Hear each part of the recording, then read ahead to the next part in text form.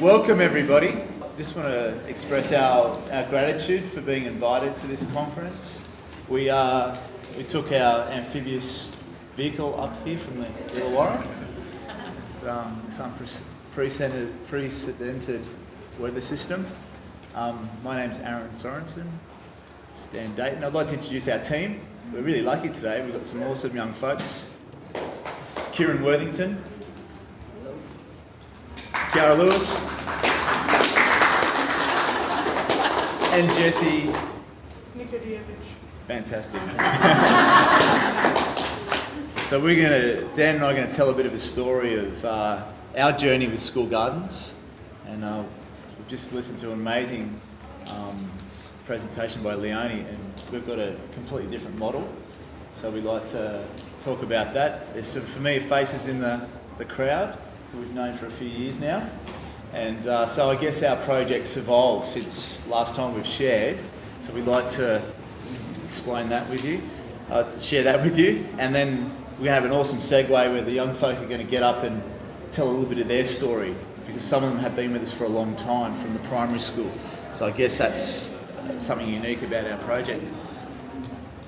Yeah, well, in a nutshell, Aaron and I bumped into each other in around early 2000 or late 90s. Both of us had been working in community gardens and environment restoration through the 90s, and around at the end of the 90s and early 2000, we connected. Soon after, we got a phone call from Big Harry's place, BHP Steel. We're in Port Kembla, and so Big Harry's on the phone. He said, "Oh guys, we need some help. We've trashed the local environment. We've the fallout zone. Yeah, we've got some cancer clusters in the community. The land needs some healing, and we want to try and make amends. And we'd like to start by working in a school that's on our boundary in Cringila. So, what would you guys be interested in giving us some direction?" And we said, "Yeah, sure.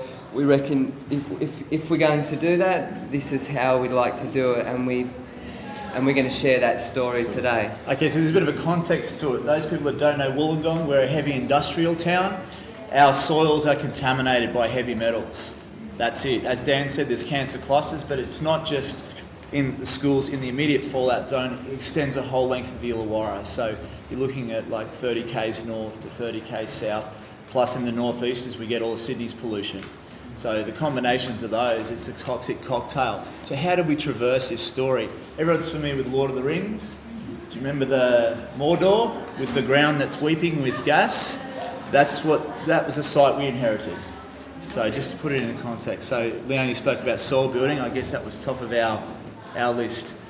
So just a bit of background. So Aaron's a teacher, a visual artist and a permaculturist. My background was in landscape architecture, permaculture, environment restoration. So we had a nice synergy between the two of us, both also doing community development work.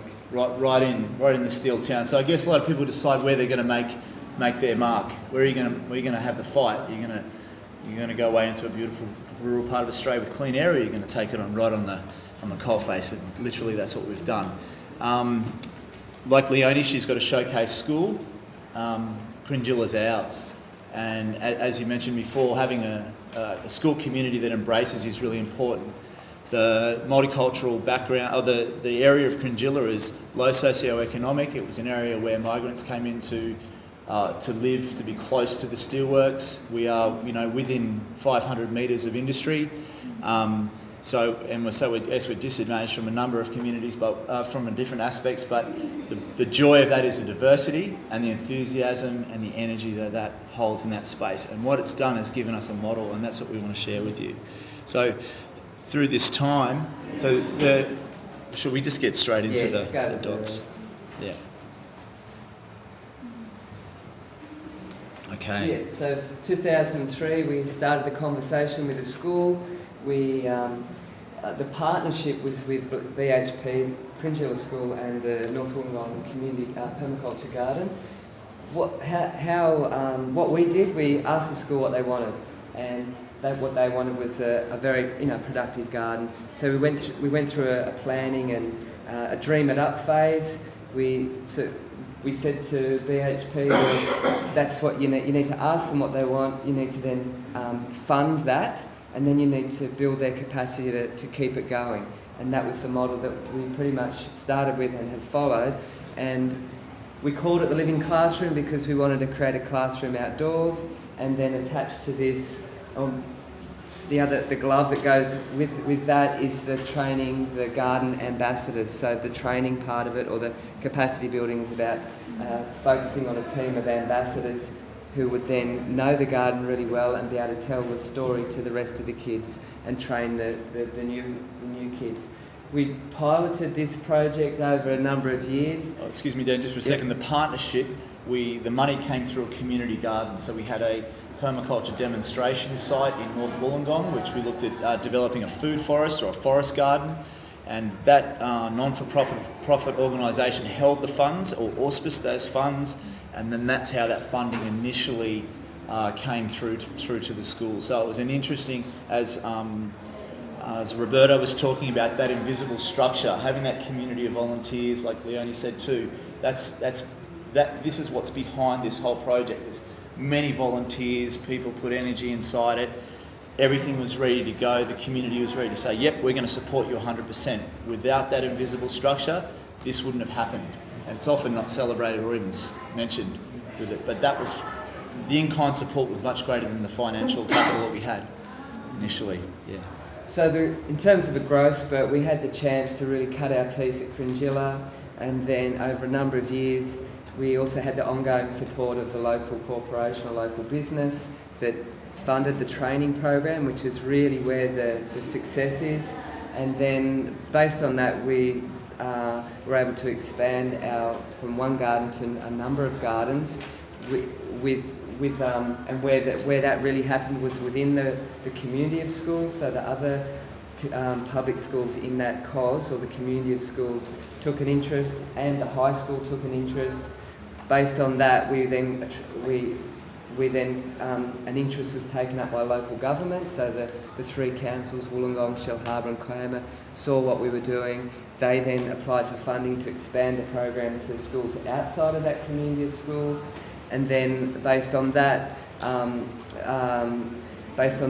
we then had we've had another growth spurt where we've gone from our big program down into a small program where we're doing mini versions of our big program. So we're having less involvement, but a similar model to doing the garden.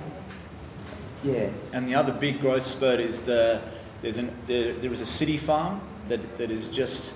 We've just started, we've been involved with.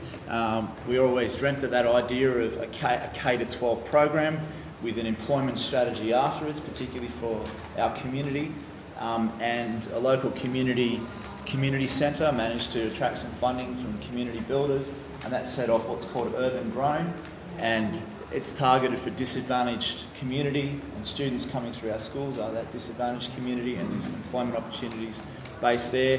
And that garden is through, it's a lease, or it's an agreement, rent-free agreement with use of existing infrastructure and resources like water and power. So very unique. So it's in its teething stage. So that was, I guess, this whole full cycle that we're talking about activating, as Leonie said, that cultural shift. Yeah. And as Leonie said, the real steps for success are the principals on board. You've got at least one teacher who's really passionate and loves gardening, and the P&C's on board. They're the three really key, and they get it that it's not just a 1 year thing.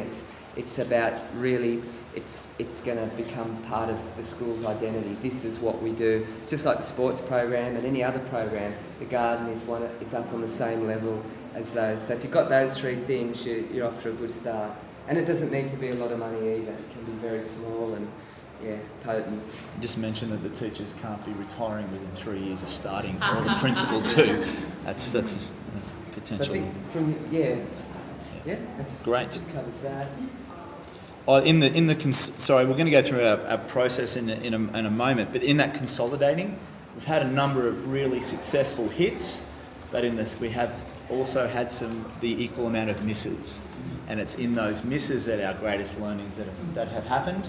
And one school in particular, that even though after we were attracting funding, it's about this whole idea of capacity building that we learn really fast. When that dropped off, that school had so much potential, went off the radar. But then we had a principal with a lot of energy who we had a relationship with other schools, who's now come on board and has reignited the existing infrastructure. So that's a great story. But then we actually have had a few misses, and the community comes up to us and gives us that reassurance that it was these other factors, and so we're learning on how to traverse that really tricky field, and that's what Ben mentioned before when, about how do independents be able to support it, and we work together to make it happen. And with that, as Roberta said, the really important thing is an exit strategy. How can we design ourselves out of the school, in the short term, and so they can stand on their own 2 feet. Okay, our model is a forest garden, as I mentioned. So different to just straight vegetable beds, because part of designing yourself out, if you can get perennial systems in, like fruit trees and herbs and ecology that can support itself, then you've got more chance of that place being remaining in the school grounds, but also it being a centre of beauty as well, and an alternative setting for groups gathering. So we're both permaculturalists. So, and over the years, this whole thing about incremental design, incrementally our designs are changing, we're adapting them, but there's a few key elements that come up all the time, and in fact, so they're common threads that we see in all of our gardens now, and our gardens really respond to the climate, so windbreaks where we need them, and full sun gardens for annual crops. But we really link it, the different sectors and aspects, we really incorporate that into our planning. We're always playing around with levels, even on flat ground you've got swale, we can still do swale and mounds to create different types of niches. Our vegetable beds are big long beds, so they work really well to bring a whole group of kids and a whole class out into the garden. So, the keyholes are great too, but what we found is that we can get a whole class out in the garden. We've got nice big long beds. Soil buildings at the top of our list, so we do no-digs, autumn and spring. Every year we drum that into the teachers, no-dig, no-dig, no-dig. And the kids really get it, and we're seeing the results of that. Our plant systems are all about guilds, companioning, and strategies that you see in nature. So in nature, what happens in nature, in addition to the soil building stuff, is this whole idea of stacking your systems, plants at every level, ground right through to canopy, and how those gardens change over time. So always having this succession, and so a productive garden right from the beginning, but over time it actually changes and moves towards a climax type garden.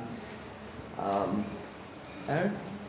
Oh yeah, spaces. That's a big thing. The personal motivation for creating these spaces, that schools are not always a place for the alpha personality. So how can we provide a context for those people to be able to come and shine? And also in our community, having those safe spaces. So we wanted our gardens to be places where young people would naturally gather. So when we first went into schools, we would observe how students moved through the landscape and where they would naturally gather, and we would want to mimic those things. So we found that we love that whole idea of flow and flow and eddy, and that's it. And so we call them like the eddy points are your discovery learning, and the flows are your ley lines. So we want our gardens to pulse, so that if there's a movement inside it, they can move in and out, the community can use them as much as possible, to use them as just passive educational areas, or teachers can come out and deliver curriculum in them, and they're places of beauty. That's really important, that have a soul to it, and that's I guess it's fundamental with us. That's our signature of what we're into, is creating beautiful places that are harmonious and are peaceful. And what's really interesting with some of the high school students is that we've actually created some intention, where the students have given spaces intention and then created doing sculptures with that intent in it to hold that energy in that space. And we figure if young people are picking up on that at such a young age, then we must be onto the right thing. Yeah. So we go to the process, I think, how we do it.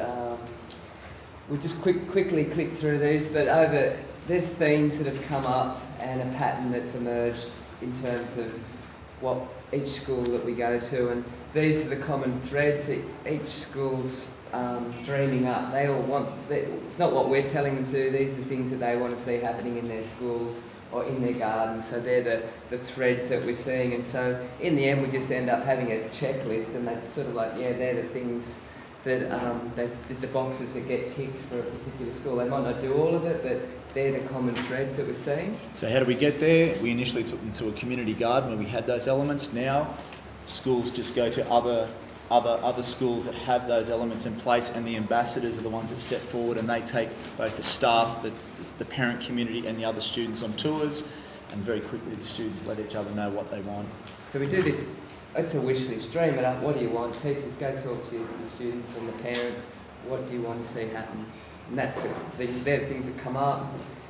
We then go through this, so where do you want to do it? So look at so each class would do a survey, and you'd have the spaceships and the lion heads fountains and all these amazing sort of crazy sort of wonderful ideas, and they'll get nailed down, they'll get identified on a map, and then that gets distilled down into a particular site, and then we go through a pretty standard design process that permaculture does really well. Where's the sun? Where's the wind? Where's the shadow? What's the function of the site, i.e. where do kids run? Where do you need to see? What are the structures? That all overlays into a bubble sort of layout or a space, arranging the space, which then informs the pattern of the design of the space. So this was one of our first designs that we did, or the first design we did in 2003. So now when we do it, we sort of, we've really improved on this.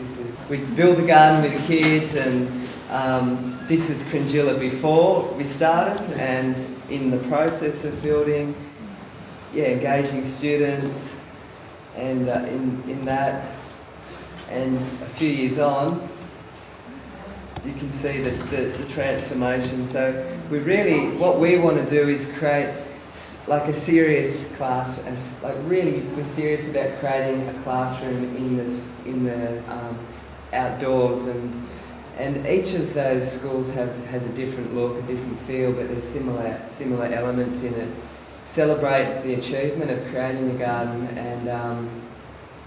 and then we get into the real heart and soul of the program, which is about the ambassador training and building the capacity of young people to carry the garden, to tell the stories, to learn the practices, and to spread that message through the school, so that the school actually embraces it as part of their identity and their culture. Yeah, so I guess one of the tools that came out of our design process was that we've been able to translate this on permaculture design courses, but one of the most enjoyable experience, and with community gardens like Kiama, but one of the greatest joys we had was taking 15 Year 8 students who were in Term 1 of high school through a permaculture design for Wollongong High. And what we did is we took them through 10 visits, pretty much 10 double lessons, and they pretty much came up with this amazing concept plan, had to present it to all the head teachers. I know Vanessa from Wollongong City Council was present at that, which was great, and they went under the hammer, and they defended their designs with common sense and rational thinking, and with passion and diamond sight. And then out of that, Dan and I, we condensed that, and that's how the design of the high school came about. And some of the students were ex-ambassadors, and this is the segue into the ambassadors model. I guess that's our training, and that's and some of our students are ex-ambassadors. So I'd like to introduce Kieran, and he's going to just tell us a few words.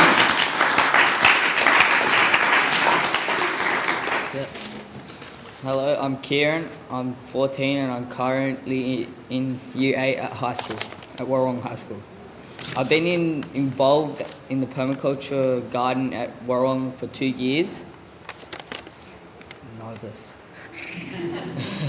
And I am involved in establishing the permaculture system in our garden. And me and Kiara have been involved for this 3 terms in creating a permaculture mini-series, like how to maintain a permaculture garden in steps.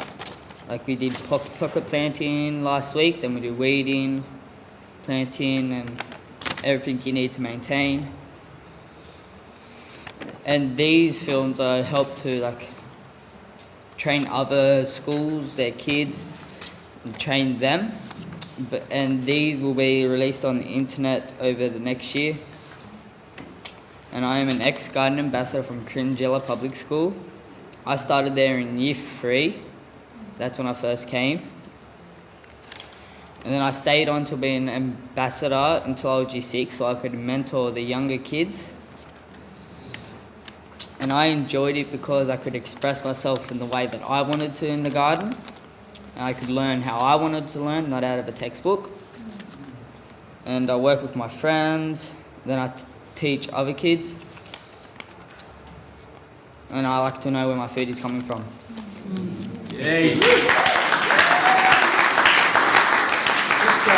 need to just let you know for Kieran, yeah? Sorry, just a question for Kieran. So you're making videos, is that? Yeah. So there'll be a new work on YouTube channel. What Aaron knows about that, Yeah, we're packaging it together at this stage. So we can put them on Vimeo, but we're not sure. It's going to be it'll be a package, but it'll be available to schools. You'll just be able to go online to Wollongong High School, click on permaculture, and click onto it. So what's the name of the school? We should, so we go to that website, the school website? Wollongong High School. Wollongong. WARRAWONG. We're still working on that web end. We're grassroots. Yeah. Just want to let you know, Kieran actually has a photographic memory, so anyone who's going down to the garden on Sunday, you may want to check out this tour because it's pretty phenomenal. Yeah, when a young person who's only 10 understands permaculture concepts greater than most adults that you see go through courses, it blows you away. It's a residence here. This is Kiara Lewis.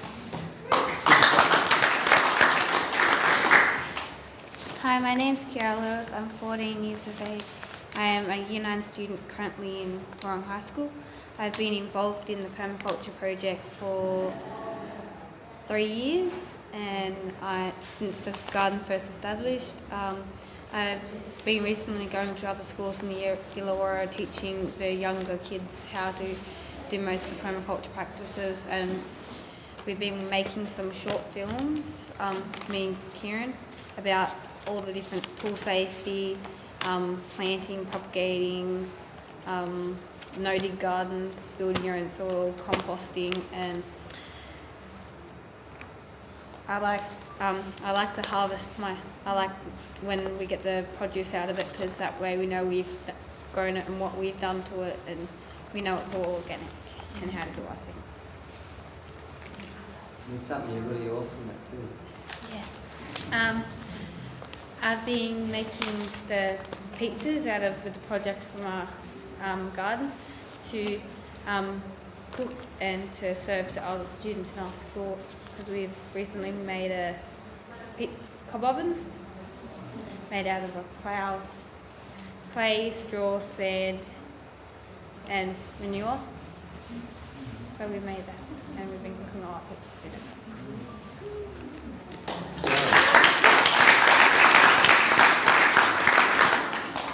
How many young kids go learning from you guys from the older Well, we were working at 2 to 3 schools, K to 6.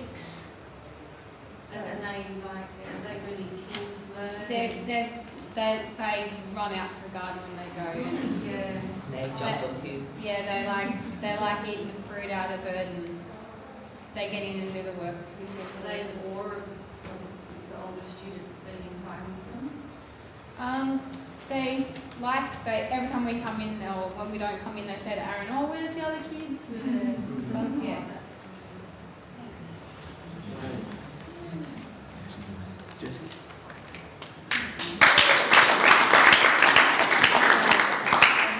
Hello, I'm Jesse Nikodievich. I'm a Year 7 student from Wollongong High School. I used to be ambassador from Cringila, and it's thanks to Kieran and Kiara for teaching me how to be an ambassador. Much. Since coming to Wollongong, I've been studying the biodiversity of the animals in our new garden with some help from my other students in my class. We've been doing it since February at the beginning of this year, and there's been a lot of creatures been around the plant, in the soil, flying around and just eating the fruits around everywhere. They've mainly been insects, spiders, arachnids, birds. There are a few other ones such as grasshoppers and worms. Since starting, I've always loved being outside, especially helping with my friends, hanging out with them, helping Aaron doing all the planting and stuff. Now I know why outside came first, not indoors. Thank you.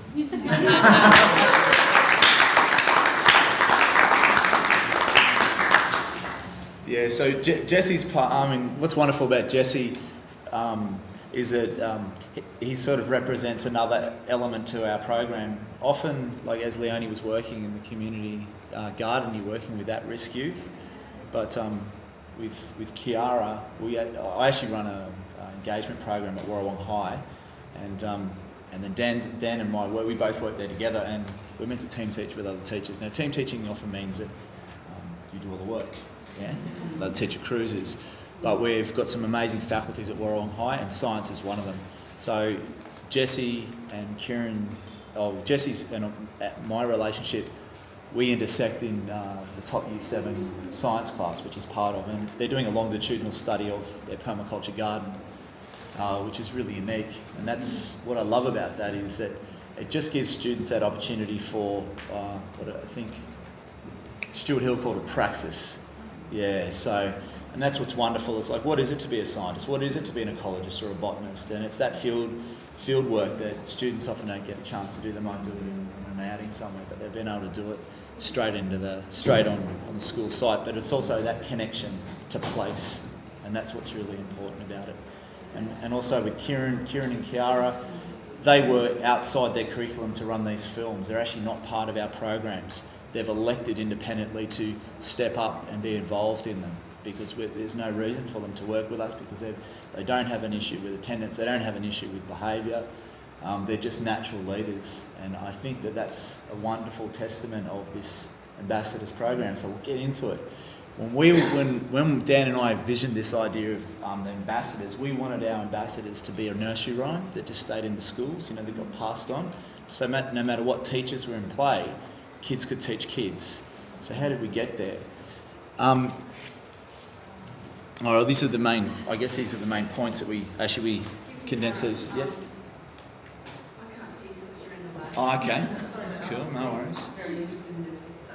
All right, so I guess that the first part of it is just the capacity building. So we've got routines and roles for the young students. When we first started off, we looked at stage 2 students. We trained them up to all of the establishment and maintenance routines, or the permaculture practices for their space. It's really thorough. We'll work with them for that class a full day every 2 weeks for 4 terms. So they do the full 4-season training. After that, those students have the capacity to bring other students in. So initially when we started, we looked at a small, unrealistic number for most primary school teachers, which is 15 to 18. At Cringila, at the moment, we'll have 38 students, because you've got ex-students like Kieran staying on, who are leaders. So there'll be 38 ambassadors happening, and then we'll bring an infants class in.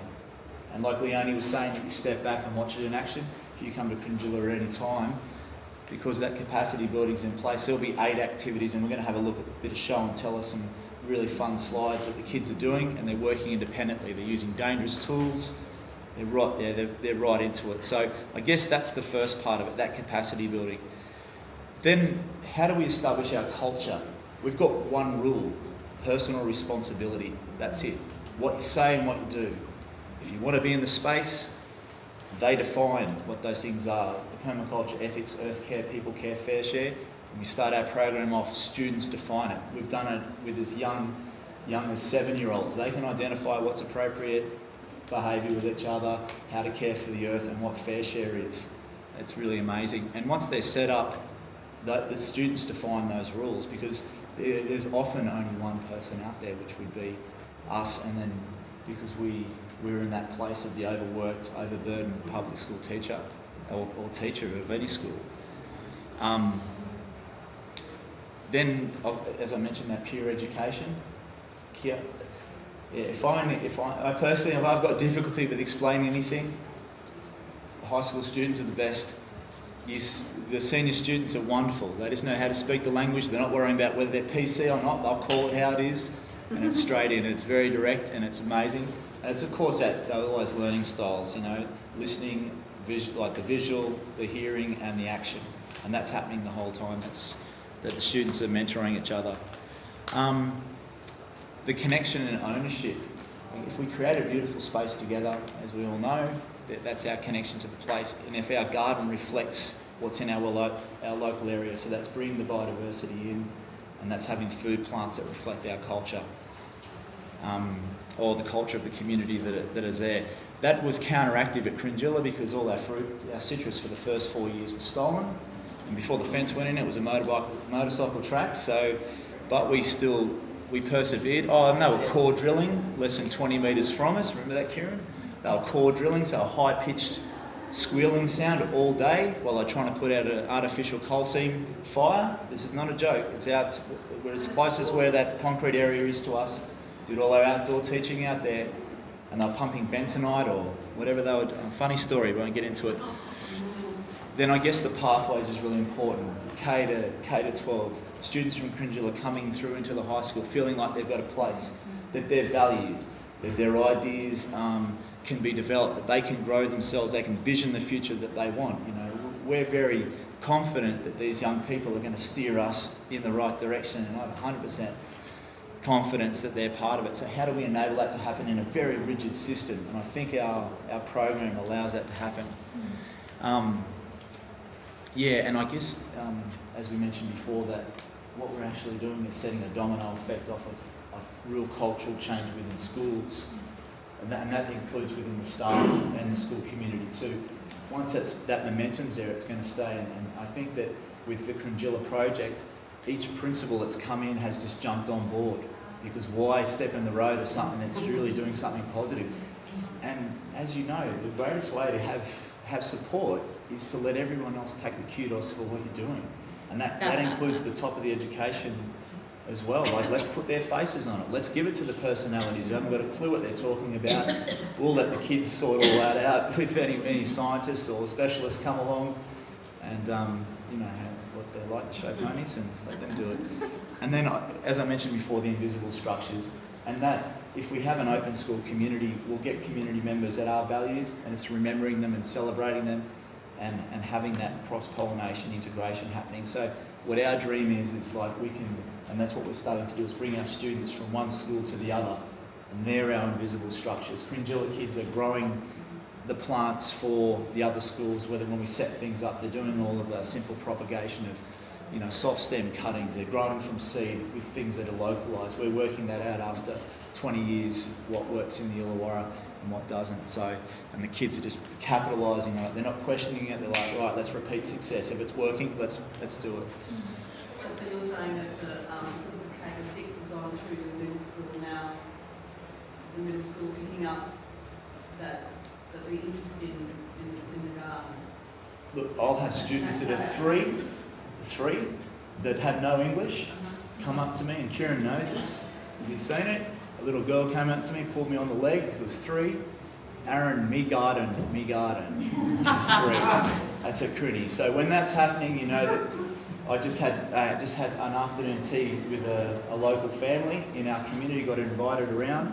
A parent from a community who stole from us to a community that's bringing us localised seedlings and sharing food. They're harvesting from the garden, going home, preparing it, sharing it, and then sharing stories on how their students are enthused to go to school, how they've got more of an interest in the interdisciplinary studies. The garden's given, the program's given them the hook.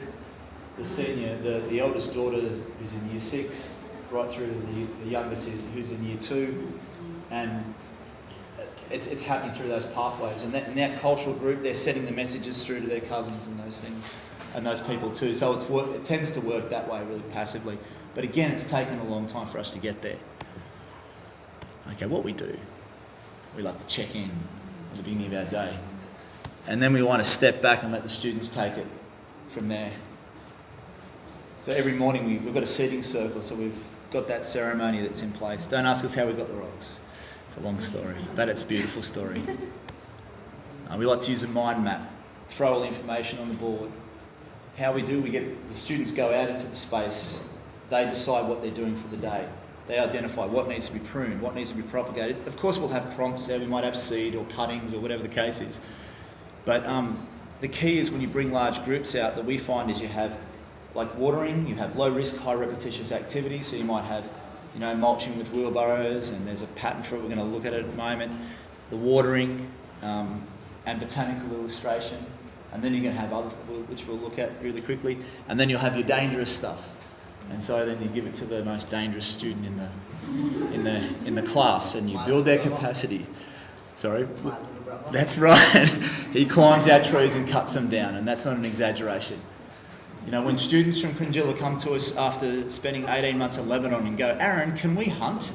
No, Mohammed, we can't hunt. Oh, can we shoot? No, Mohammed, we can't shoot. I figure that you give them a pruning saw and a pair of secateurs and loppers, why not, so. All right. I know, that's freaking everyone out. We have an OH&S policy, though, that's written, it's all written in.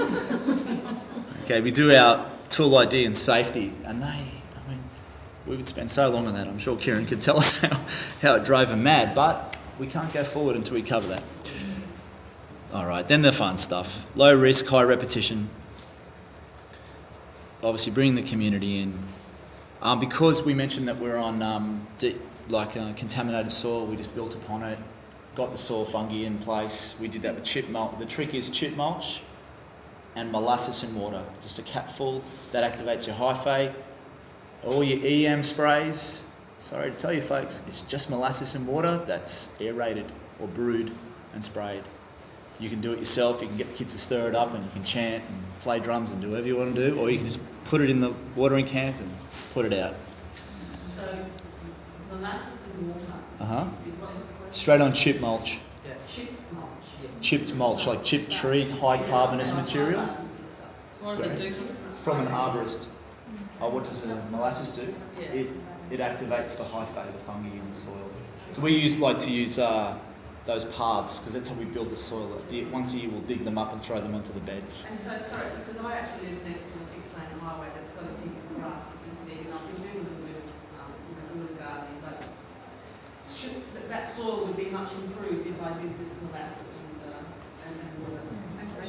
Yeah, just build it up. Cringila's soils have been probably built up conservatively, 700 millimetres. Go through the soil that's existing there and then other soil on top. You build it, yeah. You don't bring it in, you build it. Yeah. Okay. Yeah. So in our forest systems, we're harvesting. So the whole idea, we're building soil because we're pruning our support plants down. The amount of energy coming in is quite low. We only bring in high energy, which is that embodied energy is the truck bringing the manure that's coming from the battery or wherever it's going to we use BFA pellets because it's easily used by the phobia of teachers. Otherwise, we've used raw manure before. But we don't. We've had to change some of our ways because of responses from teachers, not from parents. And we need to make it more accessible.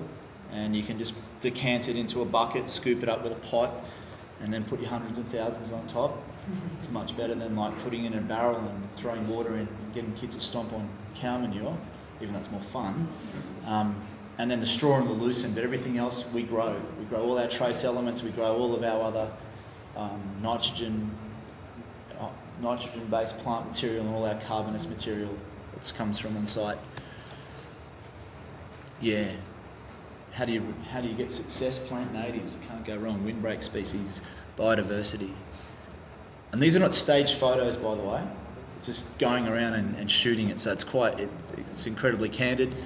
Non-English speaking schools, ID, visual ID, best thing. Worry about the literacy later. If a teacher comes in and wants to do literacy, they can piggyback on it. The kids can tell you what the name of everything is and their relationships. Witches and wizards. That's a good one. Yeah. And of course we get right into no dig. So the photos here, folks, are from 2004 right till present. So you're going to see the fluctuations in the growth of the garden. So this is quite current. And yeah, kids at Cringila now don't muck around. Everything's knee high, at least, or thigh high with their beds when they build it. Oh yeah, that's the end of it. So that was like, this was a preparation for our spring gardens. And you can see the earlier shots, but companions, the French style planting, reducing all of that, the impact of the sun. Cringila's on a hill, so we're belted from the winds from every direction, as you can imagine. Water's completely running out. Underneath the ground is coal wash and slag. And all of our natives died in the first few years until that temperature dropped. You know, so I was quite concerned about our losses. As you can imagine, now it's a different story. Yeah, this is a bit of a difference, you know, like going from that open system into more of a forest garden, where we're using each of those spaces, finding the niches, planting for summer, where we know we're going to get a belting summer. How do we do it? And, you know, the localised macadamia nut that we found in with the citrus, with the South Americans. We brought the South Americans and the Southeast Asian fruit trees in because all the people from Southern Europe stole all our Southern European fruit trees. So we had to think laterally. Yeah, and we'll talk about that. Just share that one. Oh yeah, and they kill it with state produce repeatedly. Yeah, that was for Dig Your Dinner. Yeah. So, That one in Sydney. yeah, that's one in Sydney. I remember where we went. College out. Yeah, we harvest the seaweed locally. It just happened to fall in New Zealand. Yeah. Don't know how it got there. That's right. That's right. Oh, sorry, just with the watering cans, we love to put them in a, usually the recent photos, we put it in a lovely circle. So the kids, someone can stand in the centre and just fill up the cans one by one. That's really good for ADD, you know, or OCD, kids with OCD. Fill it up to 4, because then the little ones can pick it up and use it. Do you have mixed classes of,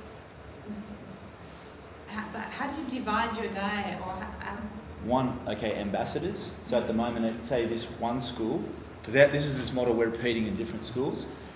I take a whole class, so I have 2 3D, so the whole class, so 28 students are out.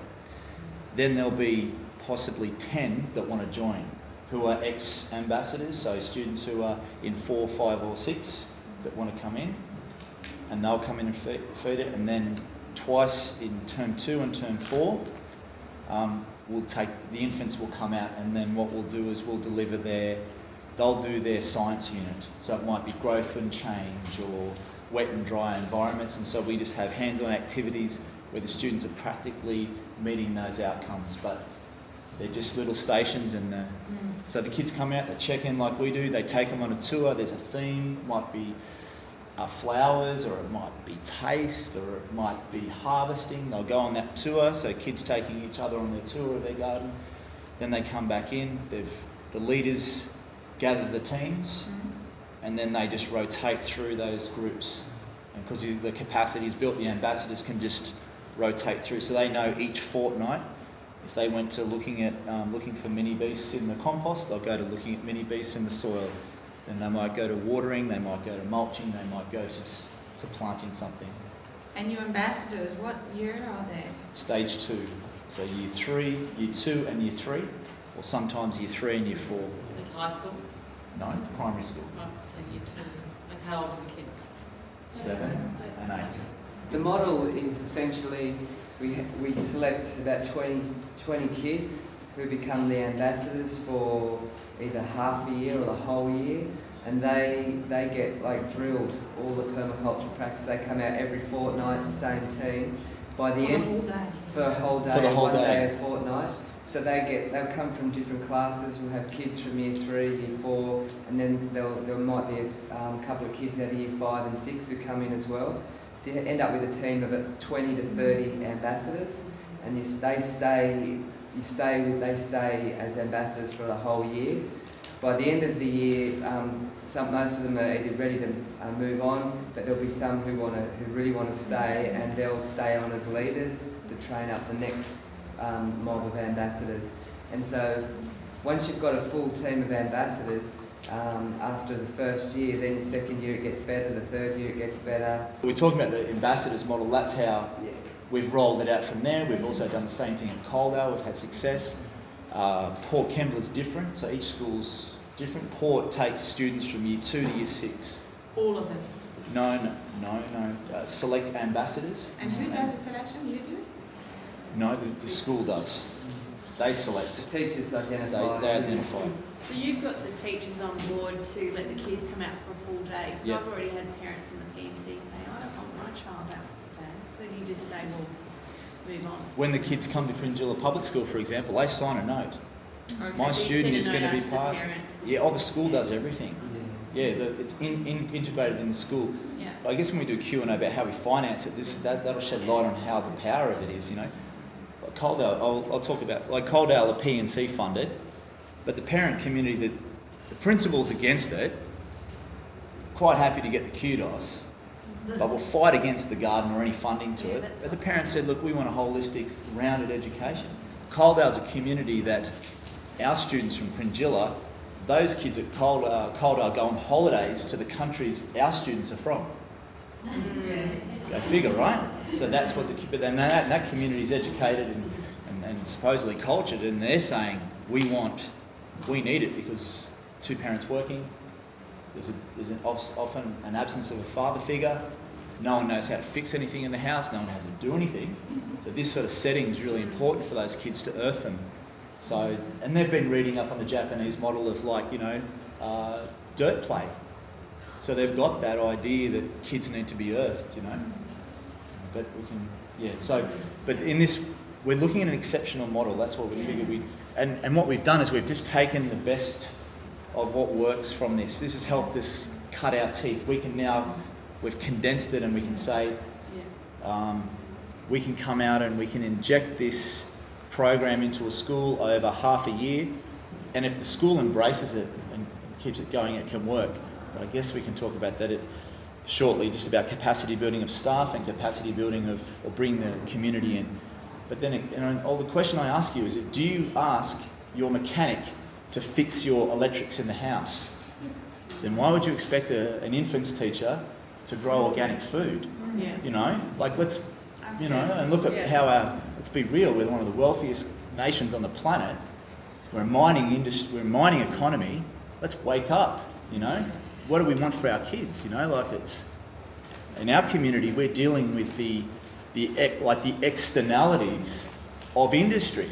We're from Port Kembla in that community, so all the waste product is reflected in the community. So what do we, you know?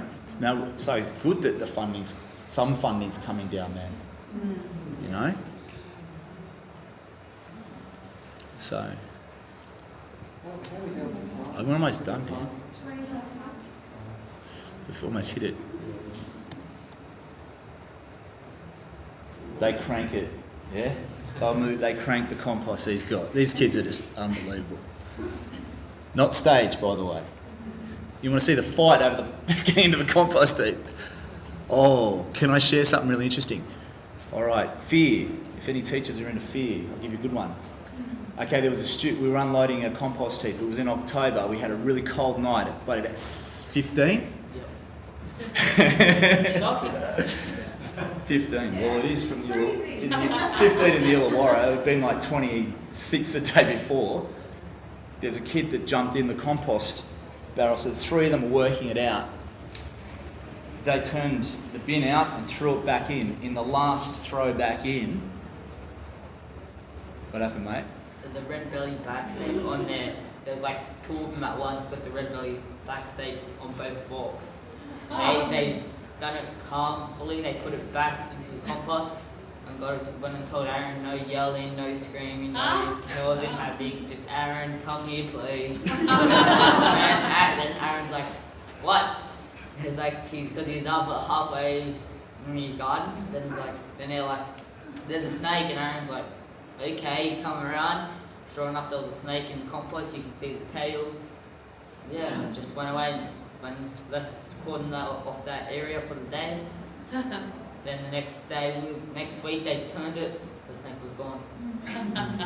So we wrote it into the OH&S policy that we have black snakes in the school. We have, what was our, do you remember what was our emergency procedure? Stand on the rocks. Oh, Yeah, stand on the rocks. The bell rings, stand on the rocks. We figured black snake, no rats. Yeah. That's it. We didn't. Let's not talk about the parents that came up going, let's kill a snake, let's kill a snake. Anyway, so they're right into it. Of course, this is the beauty, isn't it? You know, this is the great part of it. Yeah, our dogma's no dogma. That's biodynamics, yeah. As you can see, the kids are right into it. They'll put all their systems in place, as Leonie said. Yeah, pruning shears, they're right into it. They're not, yeah. And then I guess all the safety equipment, and this is the yummy stuff, you know, really, literally. That's not staged, that's a gas cooker. We grew Asian greens because everyone stole our European vegetables. So we figured we grew Asian greens, no one would steal them. All of a sudden you've got a whole bunch of kids from different cultures, not from Southeast Asia, or from vegetarian backgrounds, having tofu and rice for lunch. Sharing it. So we went straight out there, and different from like a chef-driven program, we're into growing food, and then what we have in abundance we eat. Now we have limited inputs, and that reduces the pressure on the school to bring it in. Eat what you have, be creative about it, don't be afraid of raw food. Yeah.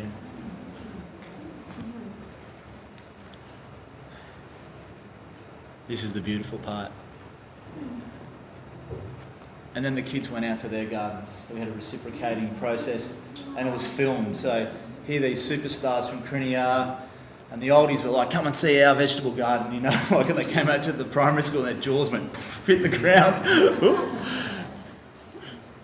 Yeah. And they're into propagating. They're amazing.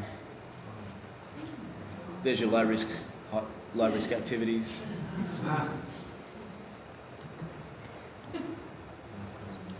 Community members, dedicated community members coming in.